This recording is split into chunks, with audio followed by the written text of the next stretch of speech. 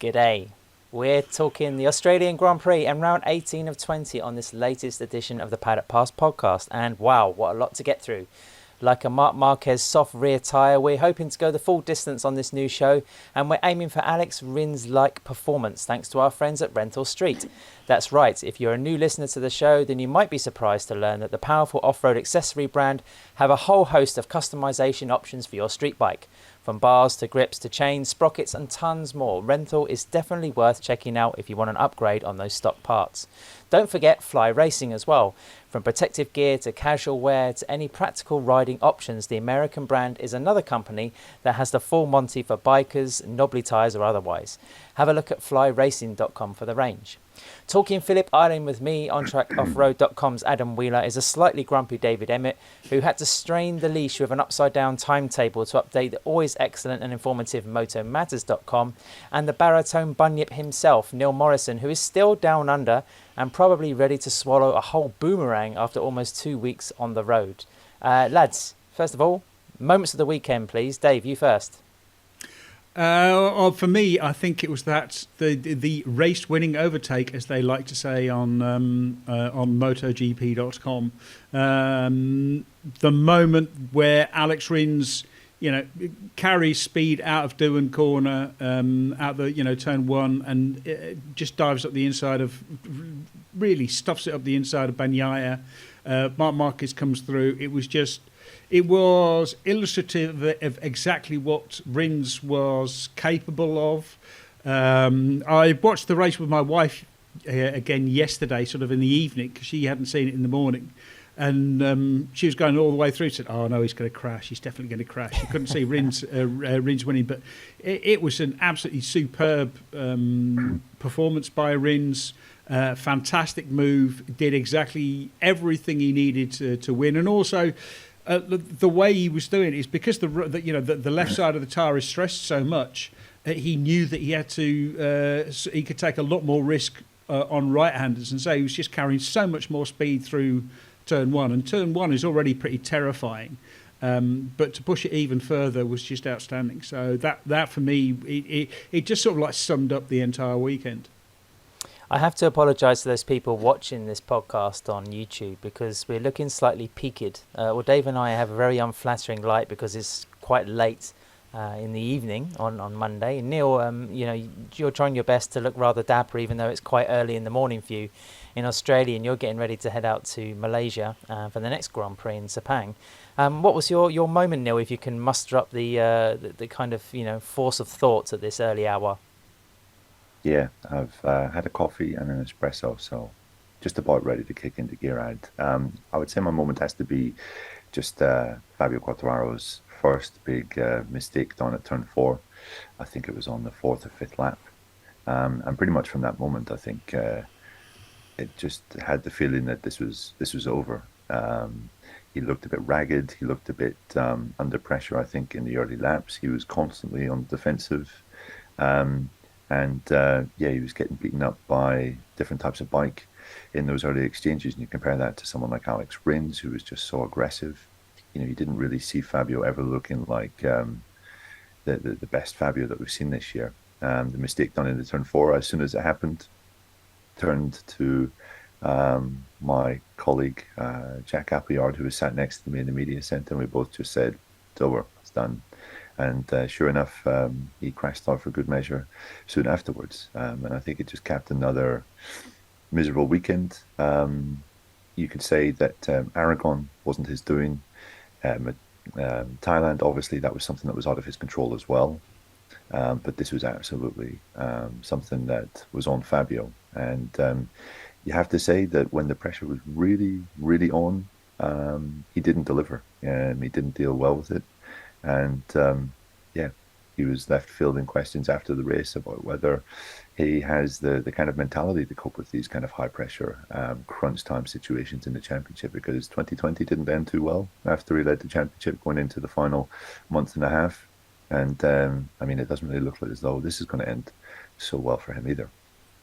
Neil, for a moment there, I thought you were going to say it was his first sort of big mistake of the season, because, like you say, the last 4 or 5 Grand Prix, it just seemed like a litany, really, of small areas or small errors of judgment, either on his behalf or the team or Yamaha generally. It's not been an easy situation at all. I think that's now 3 non-scores for Quartararo in the last 4 races, and that's the opposite of championship form, isn't it? It's really coming down to the crunch, just with 50 points and 2 races left. The reason I mentioned our somewhat laboured aspects, gentlemen, is because my moment of the weekend was a complete contrast. It was seeing the utter joy that Marc Marquez expressed, having taken second position, having finished, I think it was less than 0.2 of a second from Alex Rins' rear wheel. Have we ever seen Mark so joyful as to finish runner-up? I mean, I know it was a strange weekend for him in terms of working very much on the 2023 RCV on the Friday with the new aero package, and then finally getting his head in the game on Saturday. It was a slow race. It was a left-handed circuit, which favours him always. And he was immensely competitive. It was great to see. But then watching him on the slowdown lap try to do, or he actually did, run along the fence, giving multiple high fives to the fans. I thought that's a real test of the right arm. That is. I mean, never mind throttling a MotoGP bike around for 27 laps. If you're trying to high five a lot of burly Australians who have been sat in that chilly wind for a while, then you really have got some decent muscle power there. But aside from Mark, I think also something for me that stood out, not for a positive reason, but seeing Jack Miller get punted out by Alex Marquez, it looked like a really nasty incident to begin with. I think Miller was lucky to escape being hurt, just from a real misjudgment from Alex Marquez, who was looking pretty fast, that had to be said. And the irony of him falling out of his home Grand Prix when he looked arguably in the best shape ever to win it at Miller Corner was pretty heavy-handed. So there we go. Guys, let's talk a bit about Phillip Island first of all, because we've got a couple of subjects we want to discuss on this podcast. And for me, I just think the circuit, the first time we've been back there since 2019, 3 years away, it was a fantastic situation in one way, because I loved how on Friday a lot of the riders were kind of scratching their heads trying to work out setup. It's a circuit unlike no other on the World Championship. The fast-flowing corners, the lack of hard braking, it really does throw things a little bit to the left field in terms of how everyone has to get ready for it. If you look at the respective categories as well, then there must have been high percentages of each grid not familiar with Phillip Island, not familiar with their motorcycles, and really lacking a lot of data to get ready for the race. I think you used the phrase, Neil, in some of our note shows on the Patreon over the weekend, a curveball in every sense. And of course, Dave, like you hinted at as well, the race was amazing. I mean, the best we've had this season, the best we've probably had in recent times. But I can't help having this feeling that it's a little bit also primitive. I mean, how many instances of wildlife do we have to have running across the track? Does the track now look a little dated, or should we not really give a shit about any of that because it's just about that strip of tarmac? The word dangerous was also floated around a couple of times across the weekend with the incident we saw in Moto2, Jorge Navarro. And then, of course, the demands of Phillip Island itself for MotoGP in 2022. So I just wonder what you thought. I mean, for me, yes, it is primitive. I think is the wrong word. It is an old school track. It used to be public roads, and the best racetracks all used to be public roads, because public roads have a sort of a tendency to follow.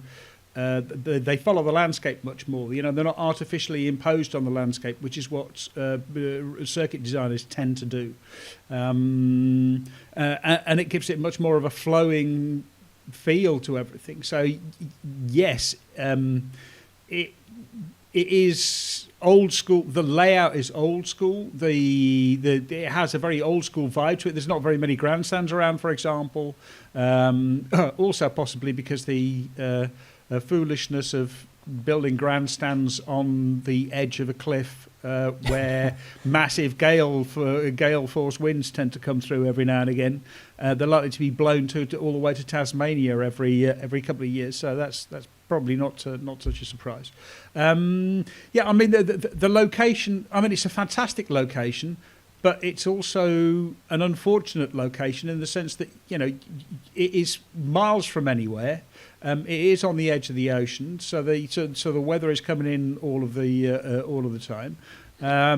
It makes putting a big commercially viable or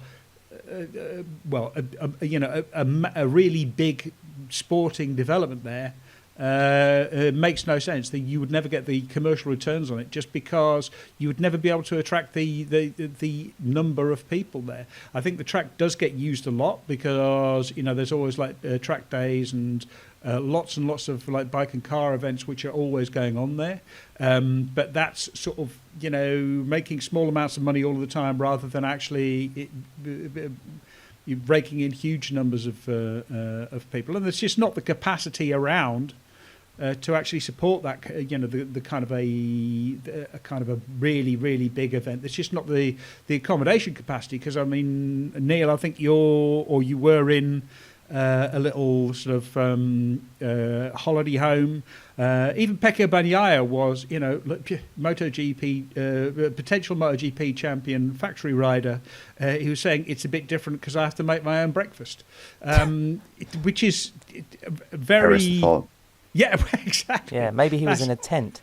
Yeah, but I mean the teams stay again in these holiday homes. It's completely different. It's very very different, and there's just not the capacity on the island to house 150,000 people, nor would it be sort of it wouldn't even be very easy to actually get 150,000 people down there because it is remote and expensive and all the rest of it. A lot of Aussies would prefer to go to Sepang or Thailand because the entire weekend is much much cheaper because you jump on a plane and then get off at the other end, and accommodation is cheap and food is cheap and the rest is cheap.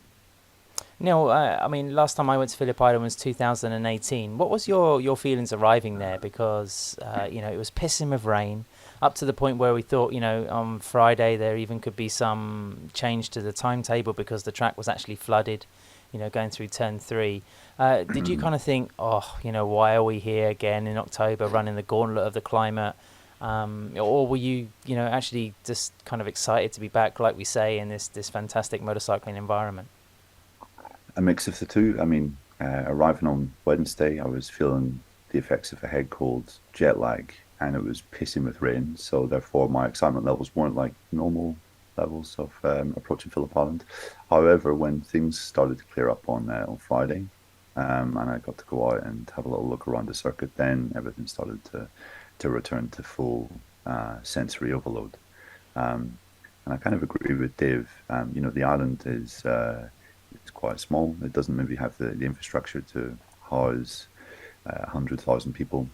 Race day attendance was generally quite small, even though this was the first race in Australia for 3 years. We were hearing I heard from Aussie journalists, Aussie attendees, spectators, that they were pretty excited for this weekend. They felt it was going to be a complete sellout because people have been starved of international events for so long. 40,000 is maybe just a bit of a disappointing number. I don't think it is a disappointing number because if you look at the past, I think like 3 or 4 events, numbers were between 30 and 35,000, 36,000. So 40,000 is actually pretty decent. It wasn't the heyday of the Stoner years was 50,000. Those were the really big numbers. But I mean, to me, 40,000 seems pretty decent. Decent, but not outstanding. Maybe we were expecting initially kind of like outstanding sellout crowds. But I take what you say. There is an element of me which is a little scared when I watch racing at Phillip Island. It is such a fast track. It was interesting hearing the riders talk about their experiences on Friday, because even for them, guys that are racing every other weekend on ridiculously fast tracks, even they had to sort of build themselves up to adjust their mind to the kind of levels of speed that they experience here. And just the fact the matter is that there is not really a slow crash, which which it sort of exacerbates the risk here. All that said, it's a wonderful venue when it's not pissing rain. Even when it's windy and it's cold, there's no other place like it. And the fact that it is a bit of a trek to get to almost adds to the kind of sense of adventure being there. And when you have kind of the race that you had on Sunday, I was looking back at previous brilliant races that you would maybe say, yeah, that was one of the best races of all time. I think there was like 6 that I had counted that happened just at Phillip Island alone, and that was probably another one that we just experienced. So slightly, yeah, not exactly like the most modern facility in the world, but makes up for it in all other aspects. Yeah, it's. I mean, we have to take into account that the track hasn't been resurfaced in a decade. Dave, I think you dug up the statistic that there's only 2 races in the last 7 or something that have actually been faster than the 2022 race just gone. They've been slower each time. I mean, of course, the diversity of the climate at Phillip Island has a part to play. But I just think if you have a top flight world championship standard TV broadcast and it's being interrupted by things like wildlife running on the track, I mean, how does that make the Australian Grand Prix look? I mean, you could argue it's part of the charm of Phillip Island, and you cross your fingers that there isn't a collision. We've seen birds obliterated by fairings at 350 k's down the main straight, but I think last weekend there were a couple of instances where you think we were lucky to escape there, I should say the riders were lucky to escape. And you have that little mixed feeling where you think amazing place, but and of course perhaps nothing can be done, but there's just something a little amateurish about it. I mean, I really am not throwing a dart at Phillip Island, but it just they just have that sensation after seeing that many hours of televised coverage around it. I think I don't think there's much you can do about the wildlife issue, because I mean, for a start, it's very remote, and the more remote things are, the more the more wildlife there is around it. In fact, the irony is that racetracks are actually very good for sort of wildlife and for flora and stuff, because they're relatively untouched. You don't see a lot of people there all of the time. If you go to Aston, for example, you'll see oyster catchers and terns actually nesting in the gravel traps, because it's relatively peace and quiet. It's relative peace and quiet during their nesting period in April and May. And then all of a sudden, people start turning up. But a lot of the time, they don't mind the noise. The noise is fine. It's the people that they don't like, and it's quite easy to get away from people. You do get the odd bird in a cathedral, Dave. Yeah, you do.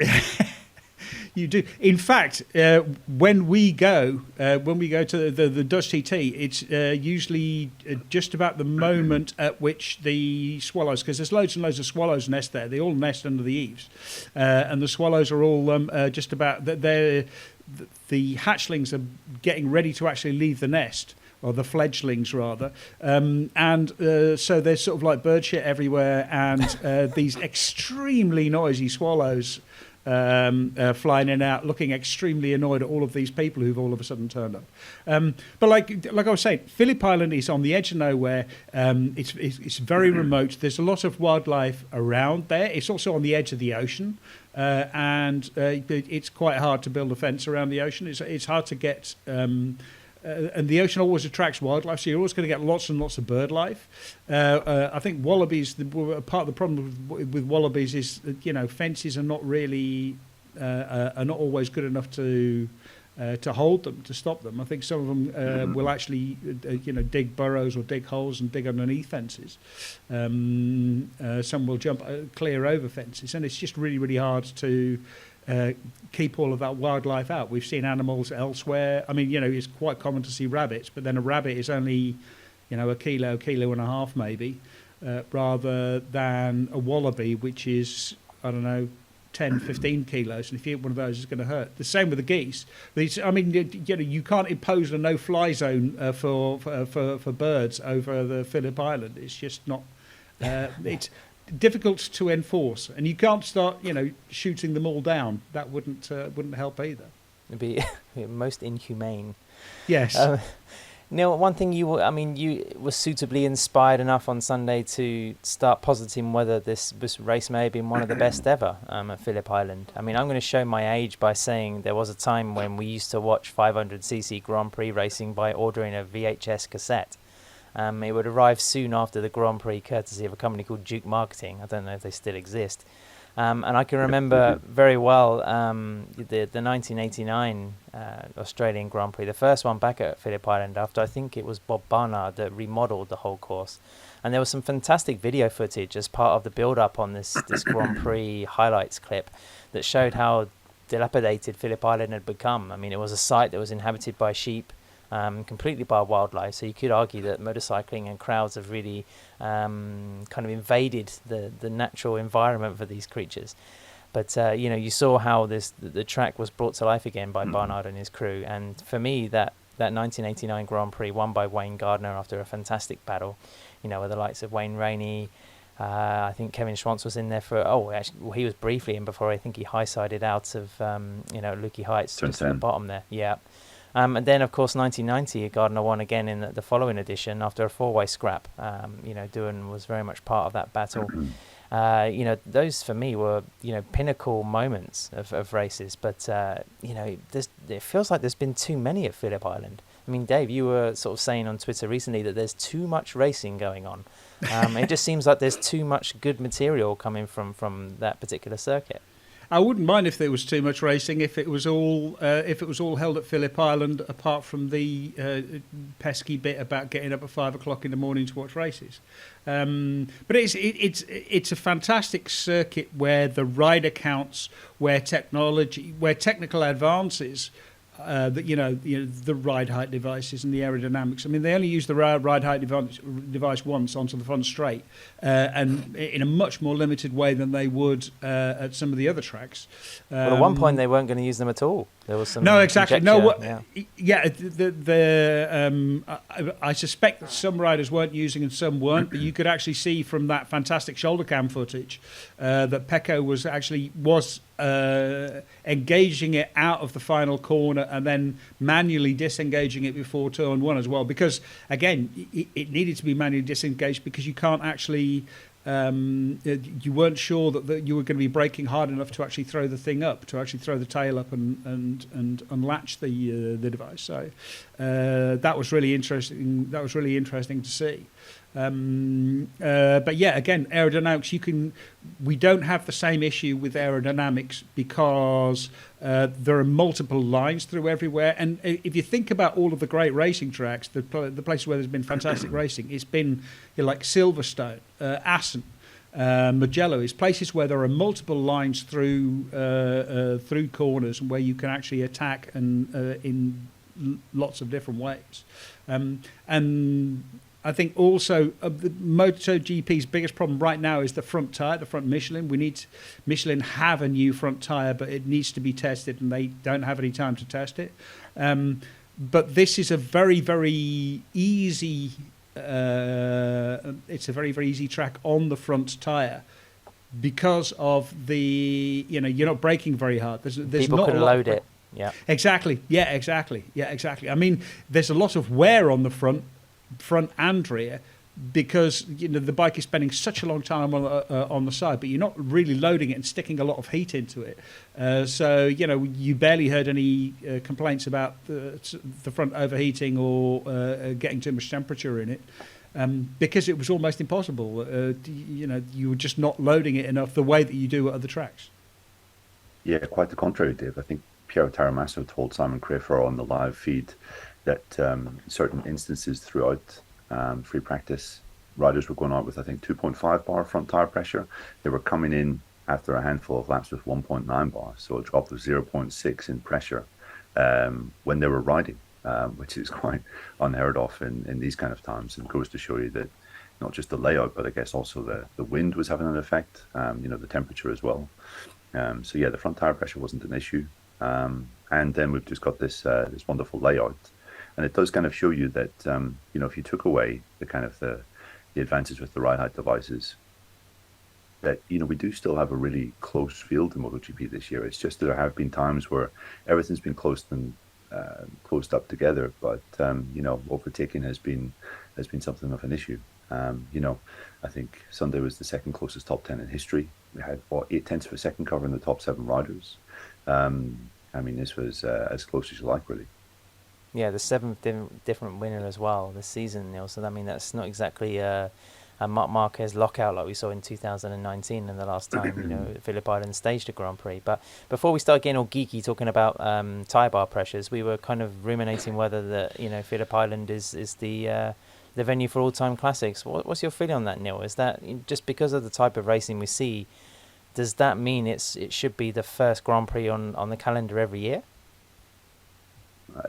Yeah, I think so. I mean, if you're picking the best Grand Prix of the year in terms of racing, in terms of spectacle, I think it's this. It's Mugello.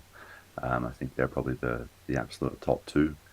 Then after that, you maybe have for racing Silverstone, Assen. I would have put the old Assen up at the top as well, but I think they've kind of made a bit of a mess of the first part of it, so that puts it just below the Phillip Island and Mugello, which I think are pretty much perfect venues. Careful, Neil, you'll be excommunicated.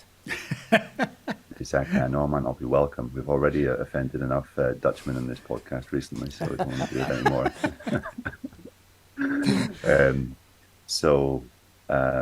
Yes, I think it's it's just I think the layout really just lends itself to wonderful racing. The fact that also we'll probably get into this a little bit more, but the fact that the rear tire was I guess critical, and everyone was kind of fearing the last 7 laps. I think that also caused this race to be super bunched up and super close.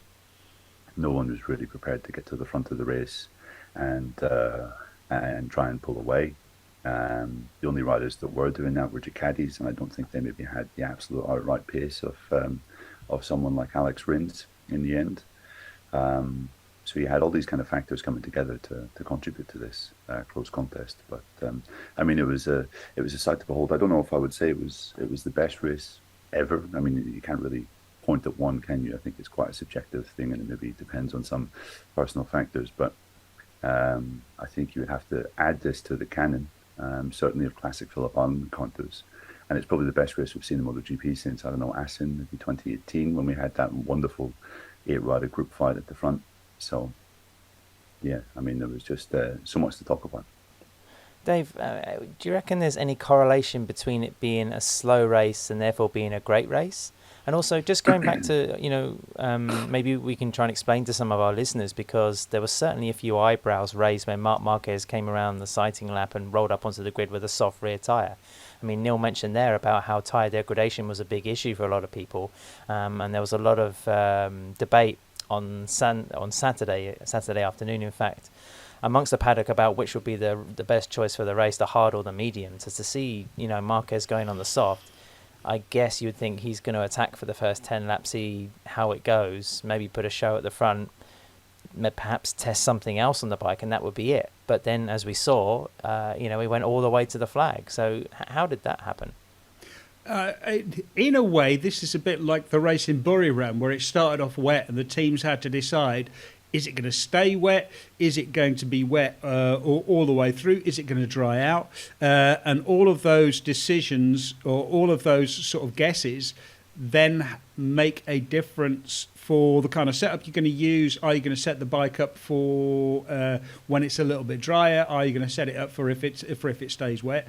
In the same way that Phillip Island, everyone knew that you would have to manage your tyres to get to the end. So everyone knew that it wasn't going to be completely flat out all the way to, for all 27 laps.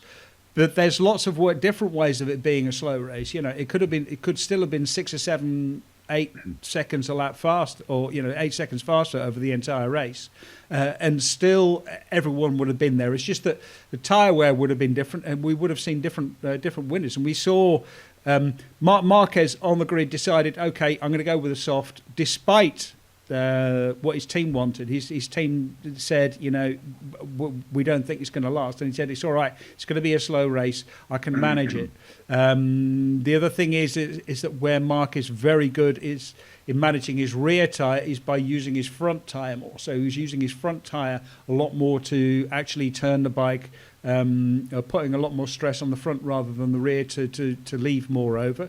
But you saw, for example, Aprilia and Pizzeki as well. not Pizzeki, Marini. They were saying that we thought it was going to be faster, so we had more aggressive electronics, in the sense that they were intervening much more, because they wanted the electronics to help them to save tyres to get to the end, and they ended up being penalised by the fact that it was a really slow race. So they ended up with a lot of tyre left. Aleix Espargaro was saying, he was opening the throttle and nothing was happening, because the electronics, he just couldn't get any dry, because the electronics were trying to save his, it was stopping him from spinning. Where Alex Rins had more aggressive, or more freer and more open electronics, and so he could actually spin the rear to turn the bike. But then it's down to the rider to manage it a lot more, and if the race is a lot faster, then you find yourself in real trouble. But the fact that it was a really slow race is, look at Enea Bastianini. Bastianini had a terrible race. Great comeback. A great comeback from 20th after his airbag went off and he lost a second and a half. He was 5.5 seconds back at one point, and he finishes half a second off of the winner. That tells you how slow this race was. But because the race is slow, you can save the tyres a lot more. The riders have a lot more input in how to manage the entire race.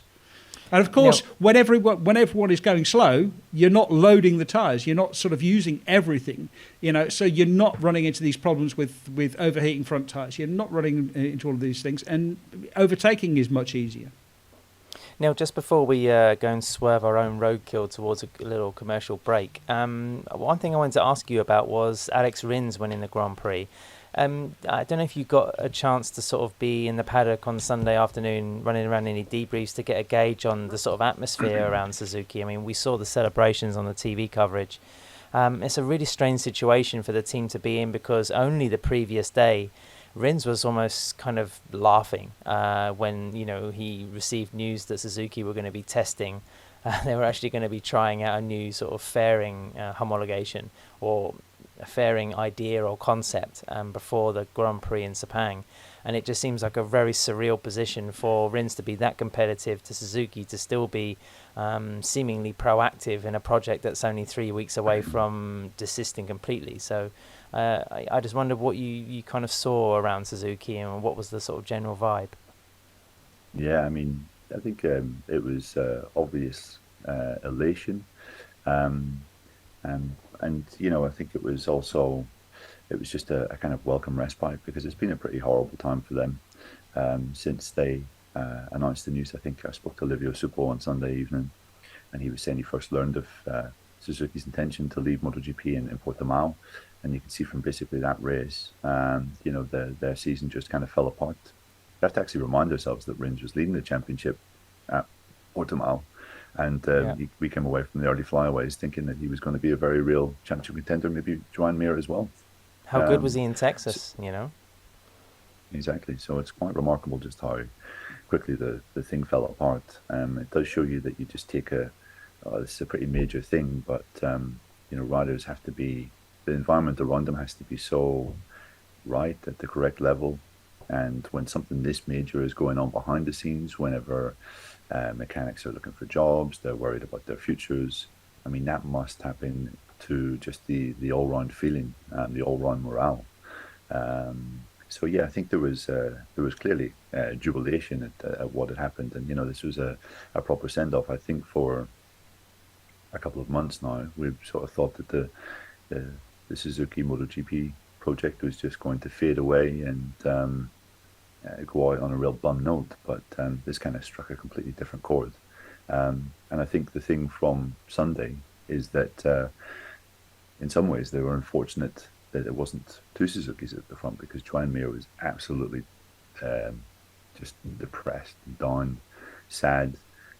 He was convinced that he could have been up there fighting with Alex, but essentially an issue with the instrument that measures front tyre pressure in pit lane was incorrect, and therefore when they were adjusting his front tyre pressure before the race, they put the wrong front tyre pressure in. It was only afterward that they realised that the instrument that they use in the garage and then they take out onto the grid was actually broken and incorrect. So Mir had a really incorrect tyre pressure which led to him finishing down outside the points. So, yeah, we could have had two Suzukis on the podium, I think, if Joanne didn't have that issue. And you have to say, I think, Dave, you tweeted this yesterday, and I have to agree. You know, the Suzuki project, they're a nice bunch. They're warm, they're open.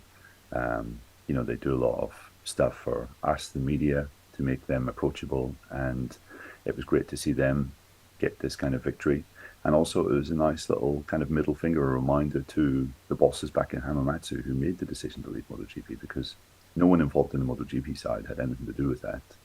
And, you know, this was a nice little reminder for them that, you know, they've basically crashed and burned what was a potential World Championship winning project. And how many times have Suzuki been able to say that throughout its history of MotoGP? I mean, very, very rarely. Yeah, I mean, they've thrown away a successful championship. Now, I mean, you know, this was obviously a decision taken at the corporate level and is much more about the entire automotive business rather than any sporting reasons or even motorcycle reasons. But it is just incomprehensible that you would throw away a project which is capable of, you know, generating so much positive publicity in terms of in terms of just, you know, sporting success. But I wanted to just quickly say something about the test that they have at Motegi, I think, this coming week. That's the kind of test which would have been booked probably at the beginning of the year, because it would have been preparing material ready for the Valencia test, ready for next year. So it sort of shows you, it's one of those things which is, again, shows you the whole thing was quite a surprise. It's been booked. It's probably already been paid for. Or at least the budget has been set aside for it. Might as well do it, because you're not going to get any money back by sort of not doing it.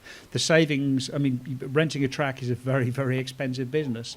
I'm sure motivation will be high for the workload, Dave. But like you pointed out again in the note show, you know, maybe some minor set of data will feed into a fairing on a sports bike in, you know, 6 years' time or something. Yeah, exactly. I mean, it's entirely possible that some kind of aerodynamic data will come out of this, which will end up in the handguards on Suzuki's biggest selling scooter in Indonesia, and it'll end up sort of, you know, like saving them millions somehow. So yeah, I mean, like all of this data, all of this engineering data goes in to one big pot, and it gets pulled out. You know, this is a reason to go racing, because you never know what you're going to learn. You know, you never. It's a bit like, you know, like Teflon being discovered by NASA. Do you know what I mean? It's that it's that sort of thing. You discover all of these amazing technologies without realizing it.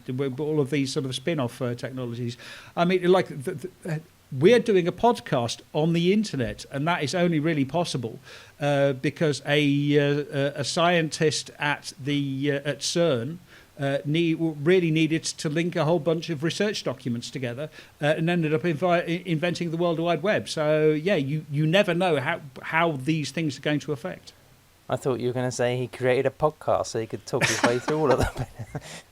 It's like putting milk in coffee, Dave. Some things you just stumble on and they're pure genius. Speaking of which, we're going to let Neil grab another one. You know, we're going to take a quick break, and then we're going to be back because I think Dave wants to cut the season short by saying the championship's already over and we should all go home.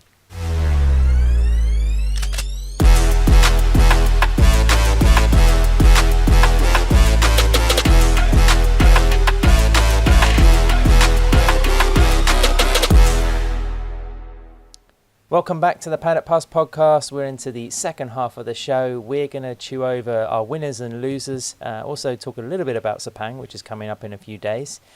But first of all, Dave, is the championship done? We've got 14 points but now between Pecco Bagnaia at the top and Fabio Quartararo in second place. I kind of said I expected Quartararo to be fighting for victory in Australia. Proved wrong. I really thought he's going to be going for it in Sepang and going to be competitive. And Neil kind of slammed me down on our Patreon note show by saying I was talking rot. But he said it in a nicer way. So maybe you have a point. Maybe the championship is done. What? You kind of did, Neil, really. You gave me that withering look as if to say, you're on a podcast. Do you really know what you're talking about? But come on, I mean, Quartararo and Yamaha, okay, there are two humongous straights in Sepang, but there was also some pretty fast corners. And let's add into the fact that he really, really, really, really has to produce a result. Yeah, I mean, I think it's over, but not so much because of the nature of Sepang and Valencia, but just because of the various mental states of the riders. Bagnaia is just riding on a high. He's just really, he has this momentum. He's outscored, since Assen, he's outscored Quartararo by 105 points.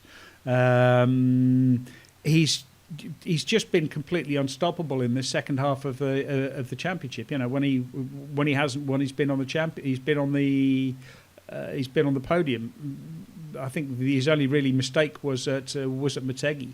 And Quartararo really, really looks like he keeps on making mistakes. He's not looking at all comfortable. He knows that he's having to ride on the absolute limits to even just be able to keep up.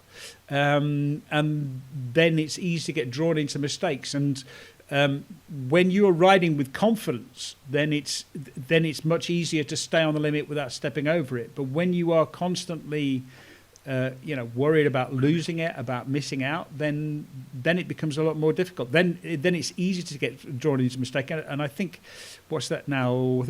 Well, certainly two mistakes pretty much in a row, although you can't really say Buriram was his mistake. But yeah, he's just made more and more mistakes in the second half of the season. It looked as though Fabio was almost just accepting of his fate. I thought coming into Phillip Island, where it was like, well, I can't really do any more. Got the impression that him leaving the track early in Thailand after the disastrous race there was him kind of realizing that it was sort of slipping through his fingers. Yeah, I agree with Dave. You kind of compare his mentality, how he held up in Phillip Island to Bagnaia, and there's no contrast. Fabio, as I mentioned earlier, just didn't look really at home. I think at any point in the race, two huge mistakes, which were very costly.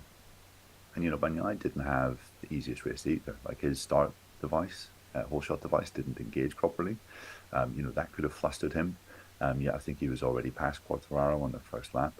I know that his machine advantage at the moment is colossal.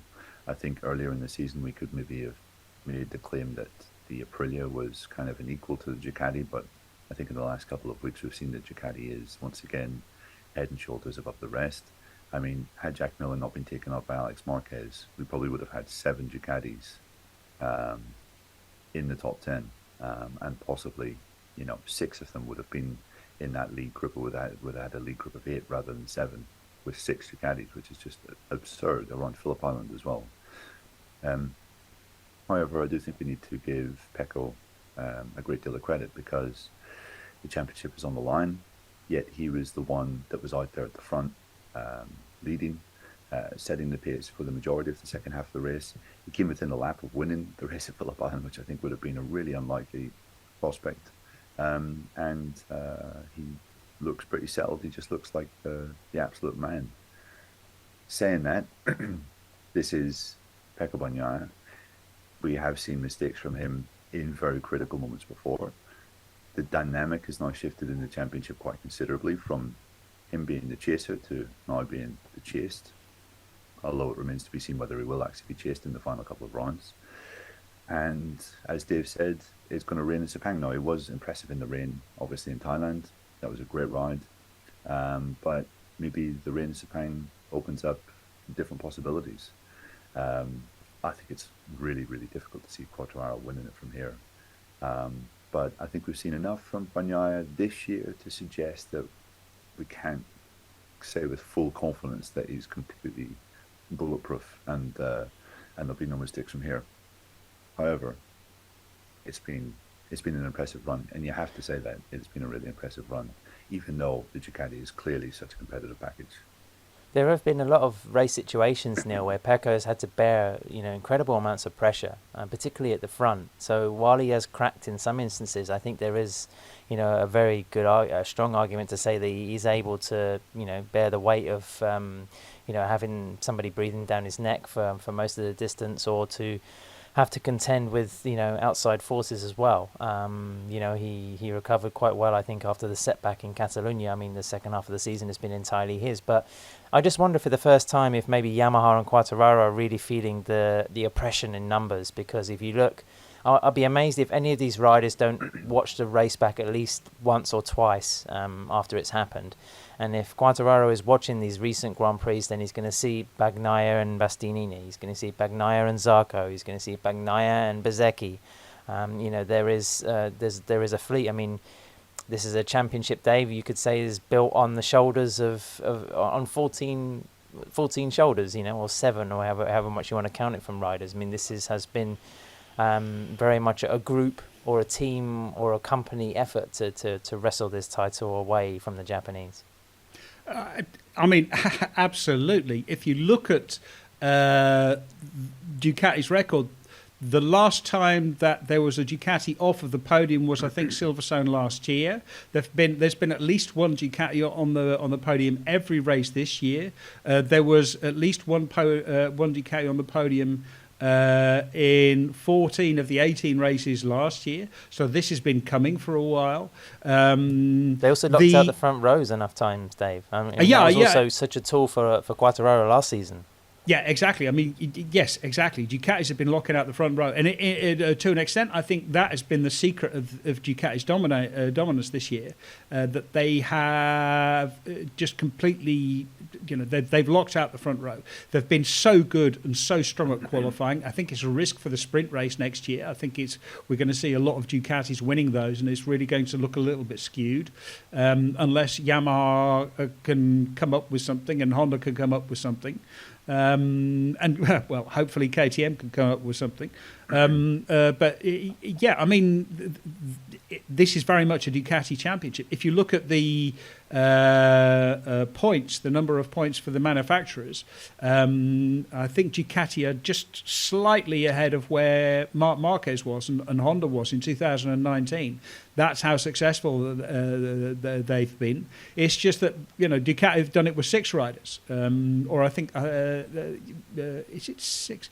Yeah, I think it's 5 or 6 riders who've been on the podium for Ducati, and who've actually scored. I think it's 5 riders who've scored points for Ducati, but there's been 6 different Ducati riders on the podium. Only Digier and Marini, I think, have yet to make it. Yeah, have yet to make it onto the podium. Yeah, exactly. That tells you sort of exactly where it is, and to an extent, I mean, the fact that Pecco is on 233 points, I think.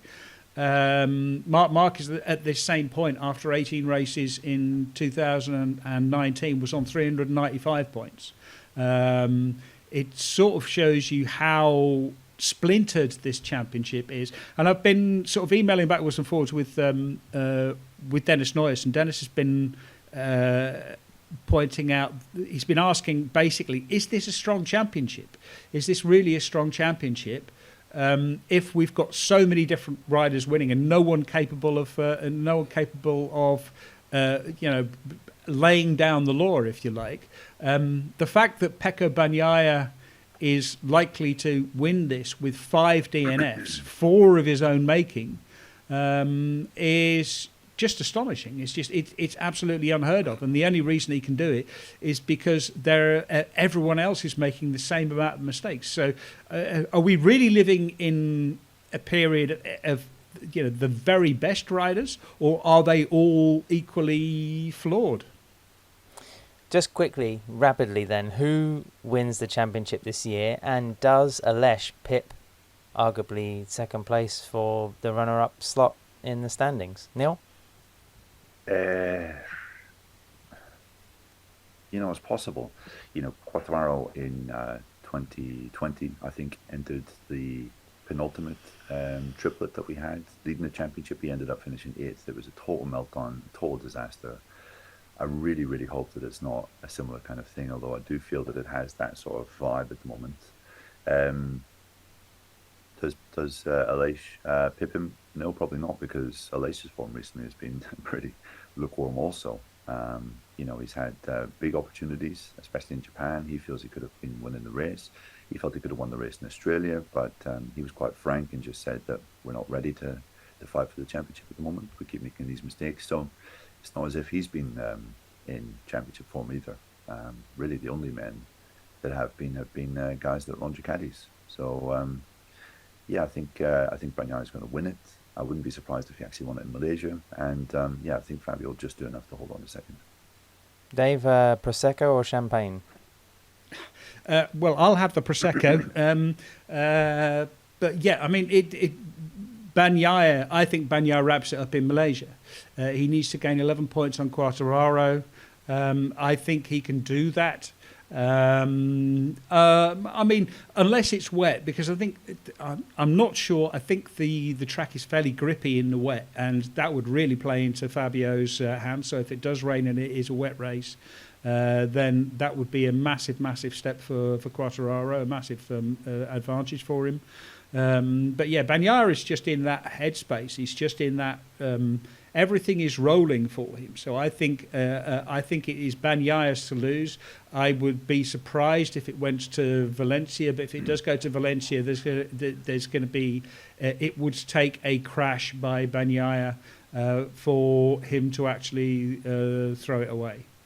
Well, I've been selfishly wanting the championship to go down all the way to the wire, and I think I'm going to get it. So I'm not going to say who's going to win. At this point, I don't really care. I think we had to. So you have to, Ad. It's all very well saying, look, who do you think is going to win? But I'm not going to tell you because it's a secret. You have to say as well.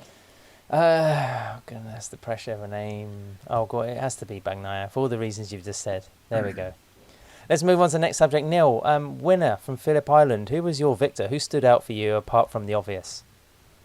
Well, I wouldn't say stood out, but the luck that he encountered certainly stood out. And that was Ayagura. I think he has to be the big big winner from Phillip Island. Who's your big winner? My big winner, yeah. Just because I thought this was going to be a disaster. I mean, this was potentially going to be the nail in his championship coffin. I think if Augusto Fernandez finished second, he would have had a 21.5 point advantage. Going to Malaysia, it wouldn't have been that big. It would have been around 18, thereabouts.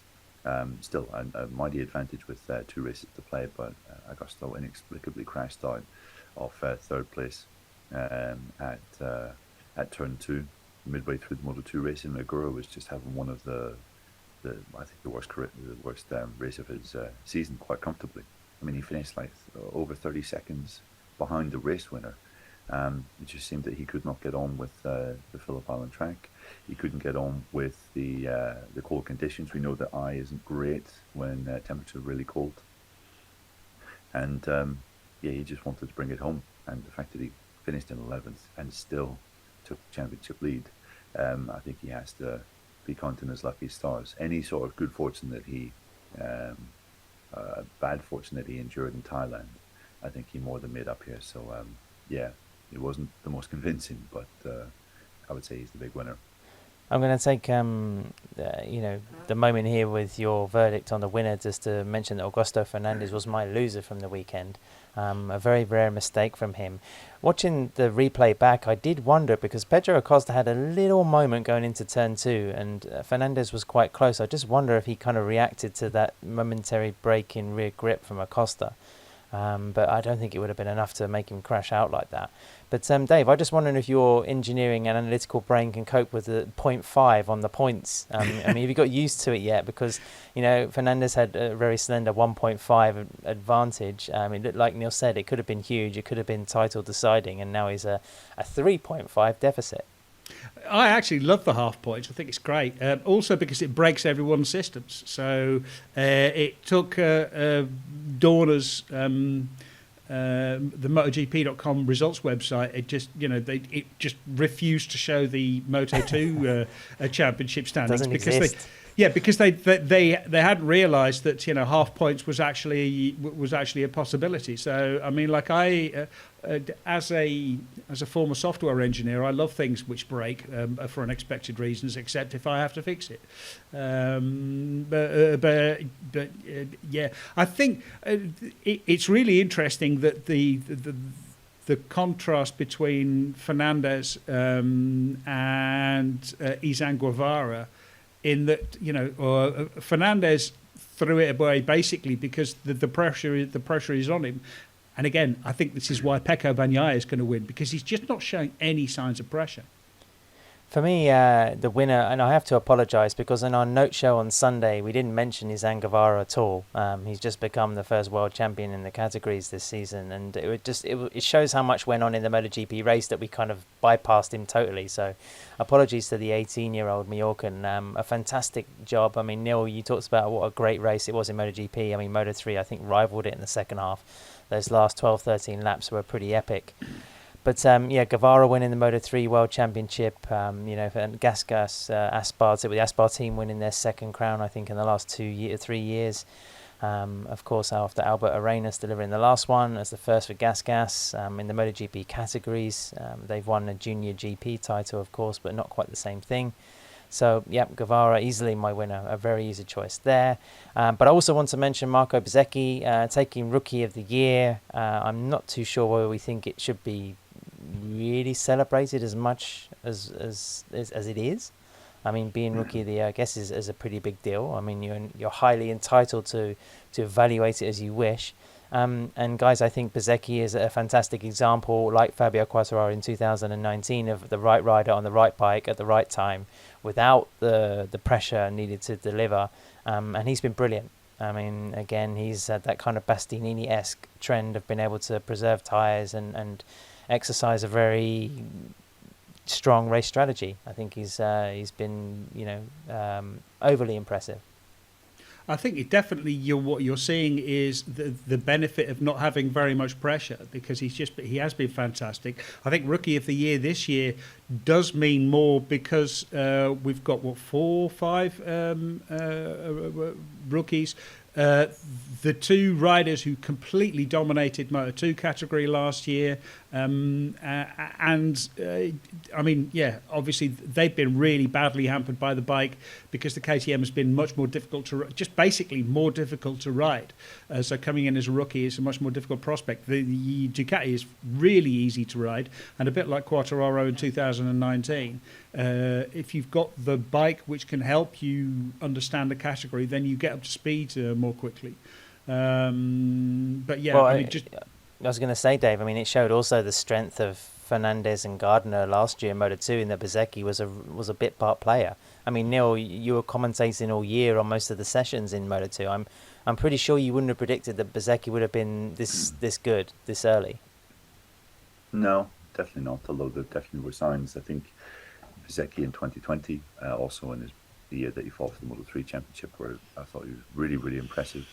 And I was absolutely expecting him to go on to MotoGP and to be a success. But yeah, certainly at the start of this year, I had Gardner and Fernandez definitely ahead of him, just on the back of what we saw last year. But I mean, this is really impressive. Obviously, I think if it was dry in Thailand, he would have been up there fighting for the podium there as well.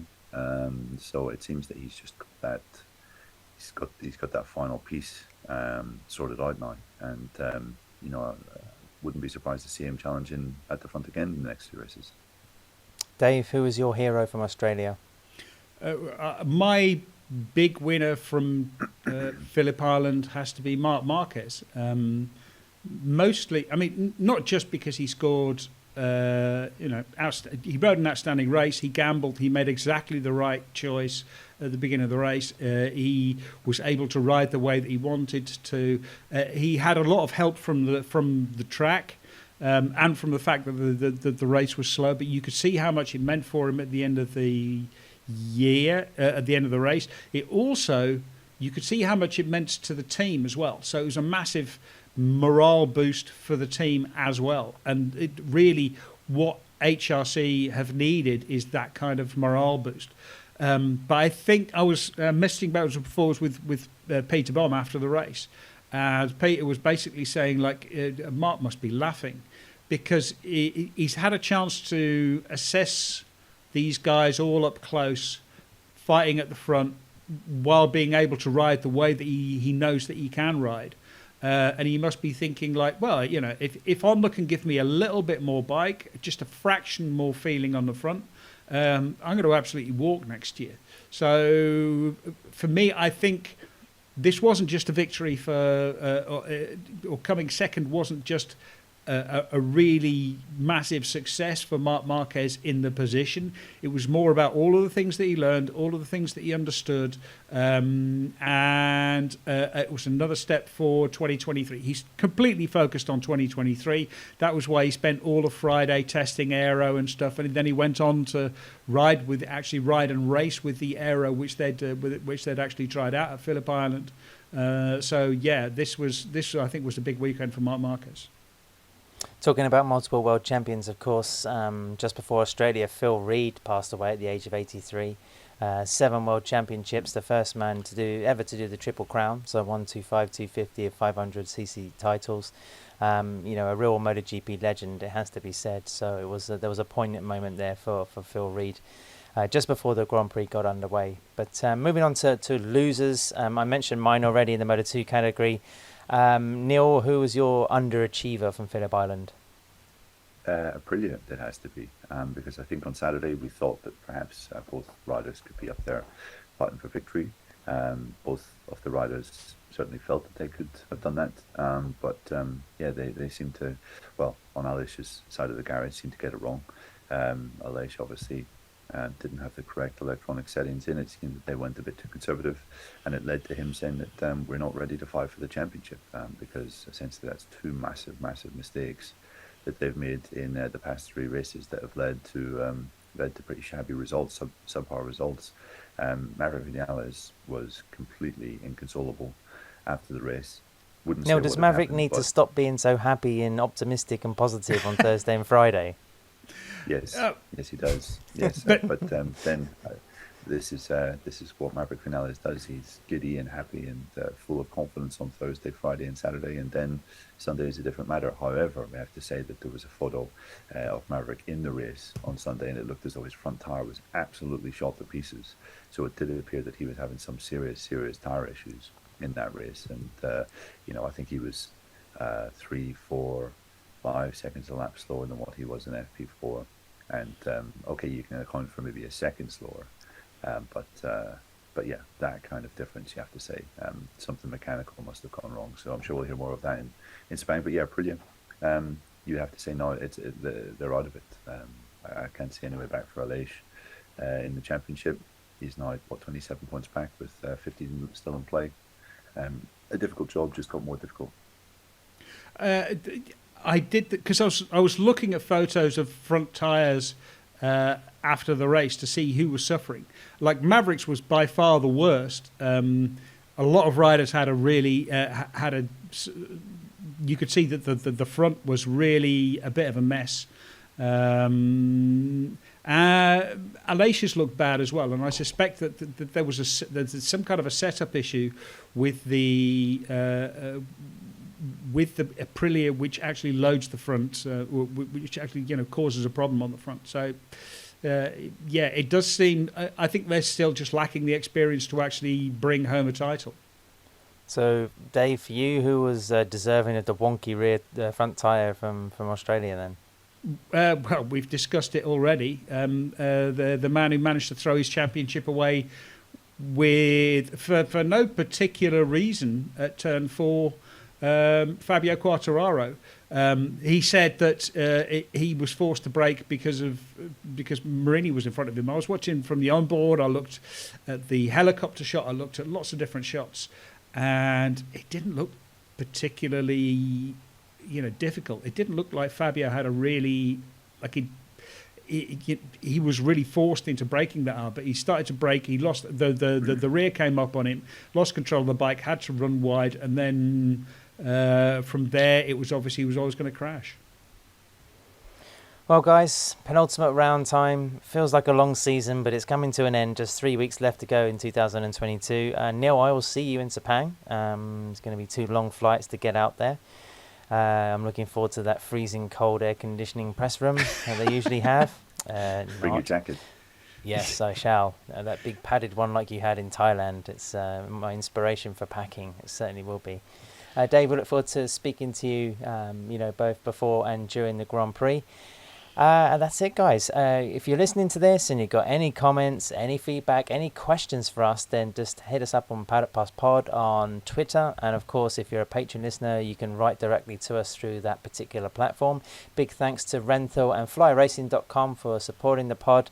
We'll be back right after Sepang to talk about that penultimate Grand Prix of the season. Otherwise, enjoy the race on TV, guys, and we'll be back soon.